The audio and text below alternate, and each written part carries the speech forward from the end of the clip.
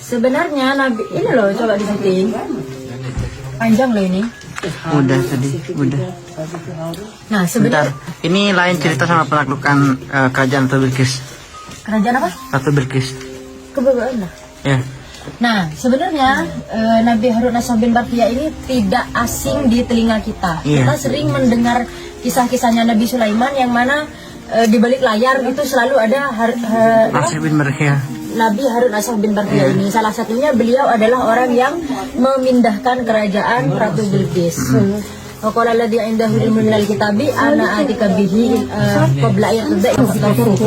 Beliau ini adalah orang yang ilmunya itu sangat tinggi, bahkan sepertinya beliau ini sama seperti Nabi Khidir sih. Hanya saja beliau ini karena menjadi bawahannya Nabi Sulaiman, jadi beliau harus kayak manut Nabi Sulaiman gitu loh, nggak bisa kayak sekecaan Nabi Khidir. Kalau Nabi Khidir kan suka-suka gue gitu kan orangnya. Kalau beliau ini kayak harus menunggu titah Nabi Sulaiman, kalau disuruh gini ya gini gitu loh, seperti itu.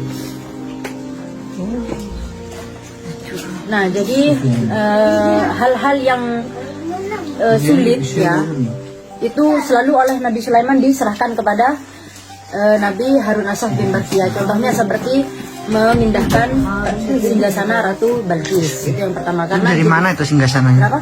Ratu Bilqis itu di mana kok? Bukannya dari Kerajaan. Yaman. Bukannya dari Yaman. Oh iya. Sabak kan dari Yaman. Iya, Ib.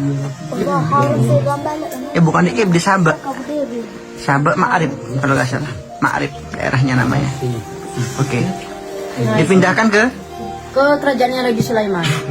Nah, kemudian jin itu sampai jin ifrit, rajanya para jin kan gagal tuh, nggak bisa gitu loh, nggak bisa memindahkan. Ya bisa memindahkan, cuman tidak secepat segesit si Nabi Harun Ashab bin Barkhiyah, tidak seperti yang diinginkan Nabi Sulaiman gitu loh. Nabi Sulaiman itu kan pengennya secepatnya. pengen GPL itu, nggak pakai lama. Nah, kisah lain dari Harun Ashab bin Barkhiyah ini.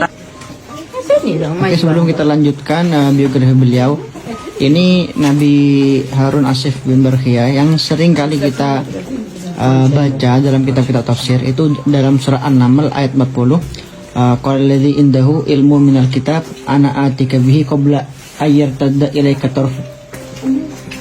Jadi beliau ini menjanjikan kepada Nabi Sulaiman untuk mendatangkan istana Ratu Bilqis dari Yaman sana ke hadapan Nabi Sulaiman dalam sekejap mata saja.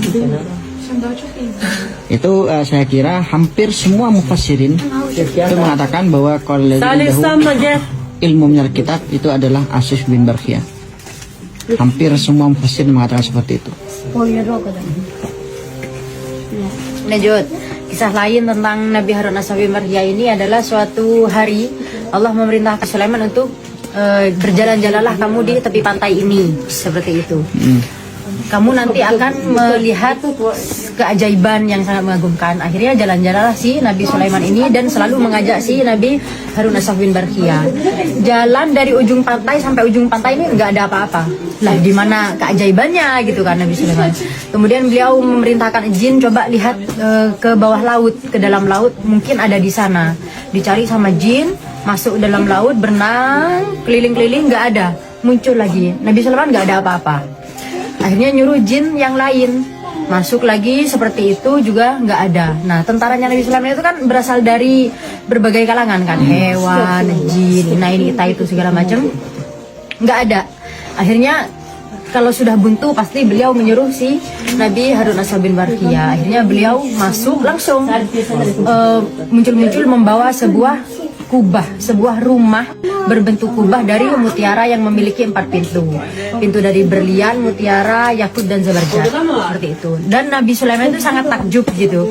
Padahal kan Nabi Sulaiman itu kerajaannya sudah sangat WOW, ya kan?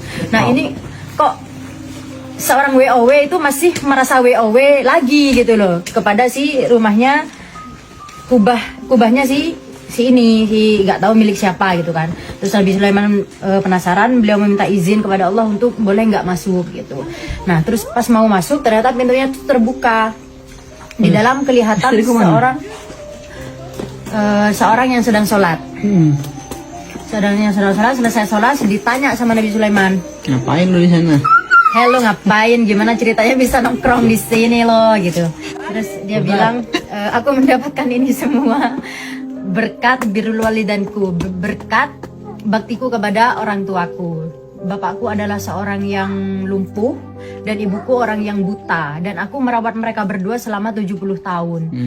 Sebelum ibunya ini meninggal, ibunya ini berdoa kepada Allah, kutitipkan anakku kepadamu, panjangkanlah umurnya dalam ketaatan kepadamu, dan letakkanlah cukupilah kebutuhannya, dan letakkanlah dia di tempat yang gak bisa digoda setan. Makanya Allah itu meletakkan dia di sebuah kubah mutiara di dasar laut, karena di sana dia beribadah terus, kan banyak umur, beribadah terus setan di sana. Dan tidak bisa dijangkau setan. Dan laki-laki ini hidup sejak zaman Nabi Ibrahim sampai zamannya Nabi Sulaiman, benar-benar panjang umur gitu loh. Oke. Ada yang mengatakan laki-laki ini adalah asal masal Nabi Khidir, tapi ya Allah alam sih.